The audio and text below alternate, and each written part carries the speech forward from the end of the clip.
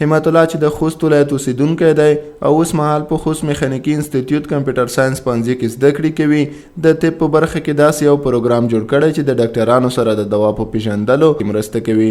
نوموړی وایي چې پخوا د دوا په اړه معلوماتو د کتاب بڼه درلوده او اوس د نړۍ ټولو دواګانو په اړه معلومات په دې پروګرام کې ځای کړي او هر څوک کولی شي په وړیا ډول ترې استفاده وکړي. دغه اپلیکیشن چې دا دغه په دنیا کې د ټولو درملو په اړه معلومات په دې کې ځای پر ځای شوي دي.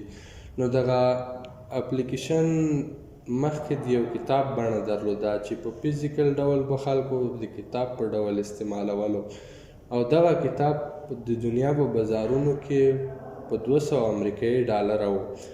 نو زه راغلم په دې اړوند ما پلان جوړ کړو، ترتیب مې ونیو چې باید دغه 200 ډالر سرمایه گذاري نه یوازې دا چې د افغانانو لپاره بلکې د ټولو نړۍ ډاکټرانو لپاره باید 200 ډالر سپما وشي.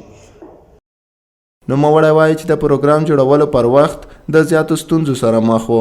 زیاتوي چې د اقتصادي ستونزو له امله یې کمپیوټر نه درلود او نه یې شوی کولی چې د پروګرام جوړولو کارونه پر خپل وخت ترسره کړي.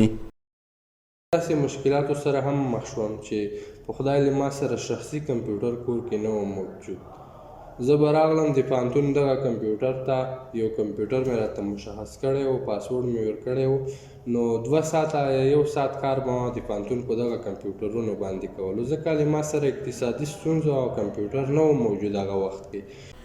همت الله وایي که په مالي برخه کې ورسره همکاري وشي، پلان کې لري چې په راتلونکي کې د طب برخې ترڅنګ د زده کوونکو اسانتیا په خاطر د پوهنې برخه کې هم پروګرامونه جوړ کړي. د افغانستان د معارف وزارت یو ویب سایټ ده، یو نړیوال ویب سایټ ده. که موږ او تاسې مثلا فکر وکړو زموږ او ستاسې د تحصیل برخې اسناد په خارجي هیوادونو کې معامله کیږي، نو دا ډېره غوټه ستونزه غواړي.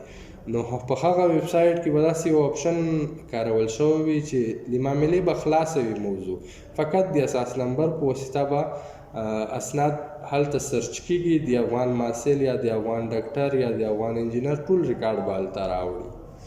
په خوست کې د همت الله په څېر ډېری ځوانان شته. که د خامو موادو ترڅنګ ورسره په مالي برخه کې همکاري وشي، کولی شي په ټولنه کې لا نور نوښتونه رامنځته کړي.